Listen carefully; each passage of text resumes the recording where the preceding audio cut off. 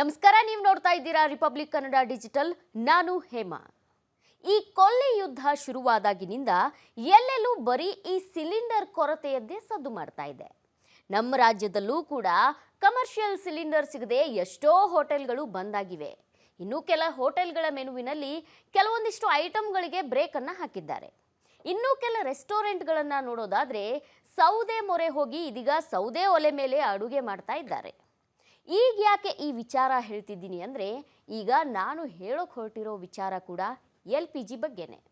ಹೌದು, ಕಳೆದ ಕೆಲವೊಂದಿಷ್ಟು ದಿನಗಳಿಂದ ಈ LPG ಗ್ಯಾಸ್ ಸಿಲಿಂಡರ್ ಗ್ರಾಹಕರೇನಿದ್ದಾರೆ, ಈ ಬಯೋಮೆಟ್ರಿಕ್ ಆಧಾರ್ ದೃಢೀಕರಣ ಅಂದರೆ KYC ಮಾಡಿಸೋದು ಕಡ್ಡಾಯ ಅನ್ನೋ ಸಾಕಷ್ಟು ವಿಚಾರ ಎಲ್ಲೆಡೆ ಹರಿದಾಡ್ತಾ ಇತ್ತು. ಅದರಿಂದ ಬಹುತೇಕ ಜನ ಗೊಂದಲಕ್ಕೂ ಈಡಾಗಿದ್ರು.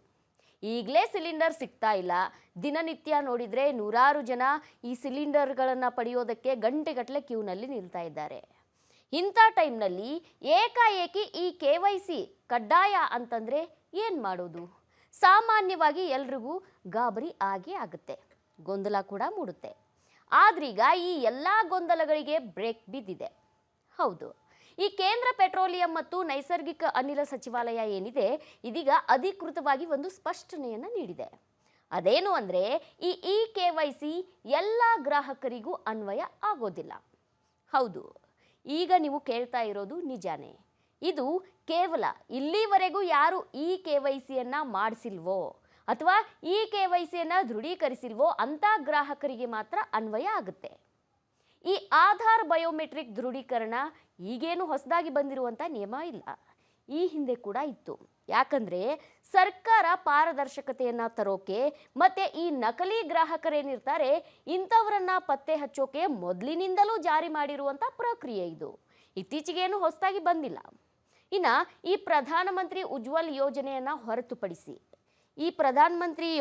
ಹೊರತುಪಡಿಸಿ ಸಾಮಾನ್ಯ ಗ್ರಾಹಕರಾಗಿದ್ದು ಈಗಾಗಲೇ ನೀವು ಒಮ್ಮೆ KYCಯನ್ನು ಮಾಡಿಸಿರ್ತೀರ, ನೀವು ಮತ್ತೆ KYC ಮಾಡಿಸೋ ಅವಶ್ಯಕತೆ ಇಲ್ಲ.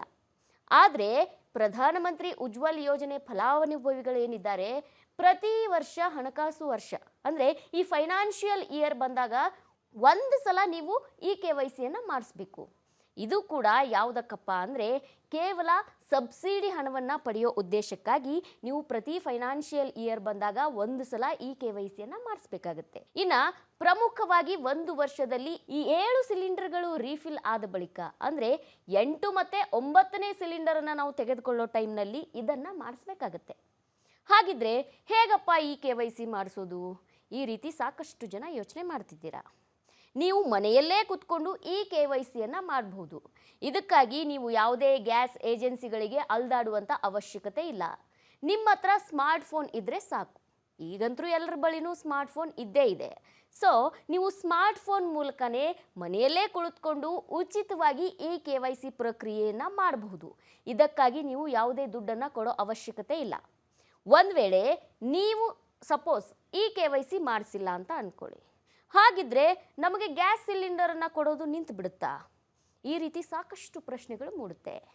ನೀವು ಈಗಾಗಲೇ KYCಯನ್ನು ಮಾಡಿಸ್ತೇ ಇದ್ದರೆ ನಿಮಗೆ ಗ್ಯಾಸ್ ಸಿಲಿಂಡರ್ ಸರಬರಾಜನ್ನು ಯಾವುದೇ ಕಾರಣಕ್ಕೂ ನಿಲ್ಲಿಸಲ್ಲ ಅಥವಾ ಡಿಲೇ ಮಾಡಲ್ಲ ಅಂತ ಸರ್ಕಾರನೇ ಹೇಳ್ತಿದೆ.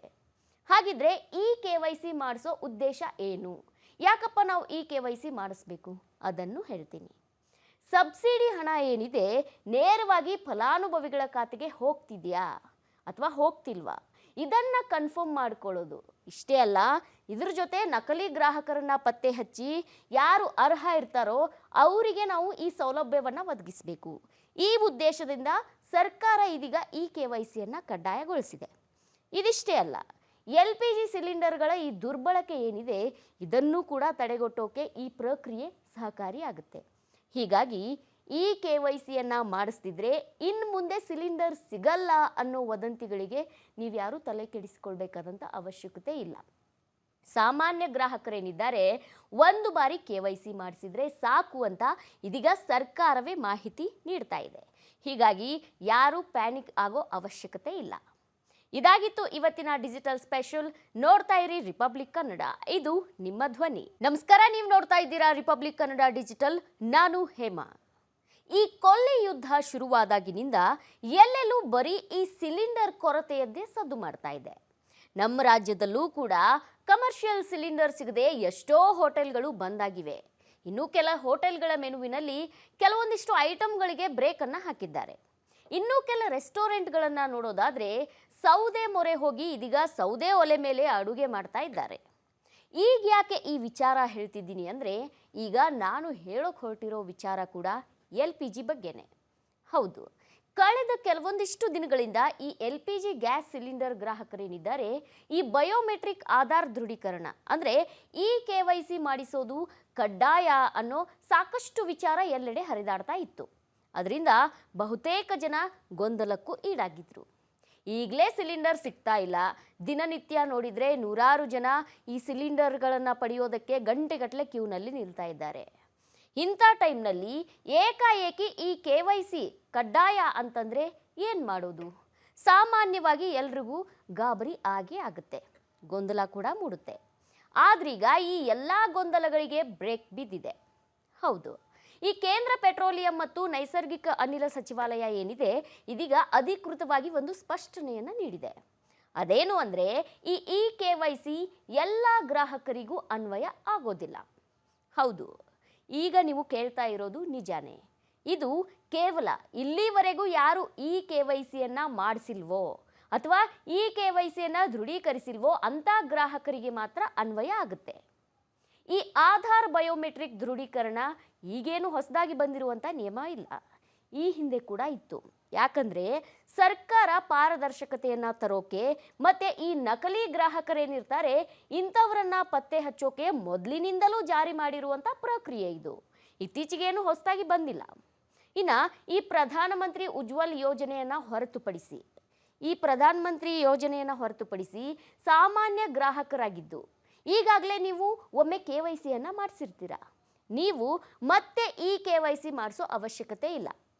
ಆದರೆ ಪ್ರಧಾನಮಂತ್ರಿ ಉಜ್ವಲ್ ಯೋಜನೆ ಫಲಾನುಭವಿಗಳೇನಿದ್ದಾರೆ, ಪ್ರತಿ ವರ್ಷ ಹಣಕಾಸು ವರ್ಷ ಅಂದರೆ ಈ ಫೈನಾನ್ಷಿಯಲ್ ಇಯರ್ ಬಂದಾಗ ಒಂದು ಸಲ ನೀವು ಈ KYCಯನ್ನು ಮಾಡಿಸ್ಬೇಕು.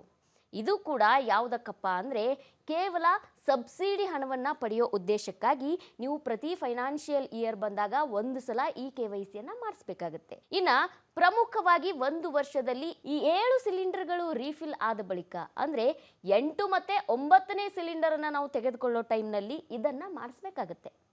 ಹಾಗಿದ್ರೆ ಹೇಗಪ್ಪ ಈ KYC ಮಾಡಿಸೋದು? ಈ ರೀತಿ ಸಾಕಷ್ಟು ಜನ ಯೋಚನೆ ಮಾಡ್ತಿದ್ದೀರಾ. ನೀವು ಮನೆಯಲ್ಲೇ ಕೂತ್ಕೊಂಡು ಈ KYCಯನ್ನು ಮಾಡಬಹುದು. ಇದಕ್ಕಾಗಿ ನೀವು ಯಾವುದೇ ಗ್ಯಾಸ್ ಏಜೆನ್ಸಿಗಳಿಗೆ ಅಲ್ದಾಡುವಂಥ ಅವಶ್ಯಕತೆ ಇಲ್ಲ. ನಿಮ್ಮ ಹತ್ರ ಸ್ಮಾರ್ಟ್ಫೋನ್ ಇದ್ದರೆ ಸಾಕು. ಈಗಂತೂ ಎಲ್ಲರ ಬಳಿನೂ ಸ್ಮಾರ್ಟ್ಫೋನ್ ಇದ್ದೇ ಇದೆ. ಸೊ ನೀವು ಸ್ಮಾರ್ಟ್ಫೋನ್ ಮೂಲಕನೇ ಮನೆಯಲ್ಲೇ ಕುಳಿತುಕೊಂಡು ಉಚಿತವಾಗಿ ಈ KYC ಪ್ರಕ್ರಿಯೆಯನ್ನು ಮಾಡಬಹುದು. ಇದಕ್ಕಾಗಿ ನೀವು ಯಾವುದೇ ದುಡ್ಡನ್ನು ಕೊಡೋ ಅವಶ್ಯಕತೆ ಇಲ್ಲ. ಒಂದು ವೇಳೆ ನೀವು ಸಪೋಸ್ ಈ KYC ಮಾಡಿಸಿಲ್ಲ ಅಂತ ಅಂದ್ಕೊಳ್ಳಿ, ಹಾಗಿದ್ರೆ ನಮಗೆ ಗ್ಯಾಸ್ ಸಿಲಿಂಡರನ್ನು ಕೊಡೋದು ನಿಂತು ಬಿಡುತ್ತಾ? ಈ ರೀತಿ ಸಾಕಷ್ಟು ಪ್ರಶ್ನೆಗಳು ಮೂಡುತ್ತೆ. ನೀವು ಈಗಾಗಲೇ ಈ KYCಯನ್ನು ಮಾಡಿಸ್ತೇ ಇದ್ದರೆ ನಿಮಗೆ ಗ್ಯಾಸ್ ಸಿಲಿಂಡರ್ ಸರಬರಾಜನ್ನು ಯಾವುದೇ ಕಾರಣಕ್ಕೂ ನಿಲ್ಲಿಸಲ್ಲ ಅಥವಾ ಡಿಲೇ ಮಾಡಲ್ಲ ಅಂತ ಸರ್ಕಾರನೇ ಹೇಳ್ತಿದೆ. ಹಾಗಿದ್ರೆ ಈ KYC ಮಾಡಿಸೋ ಉದ್ದೇಶ ಏನು? ಯಾಕಪ್ಪ ನಾವು ಈ KYC ಮಾಡಿಸ್ಬೇಕು? ಅದನ್ನು ಹೇಳ್ತೀನಿ.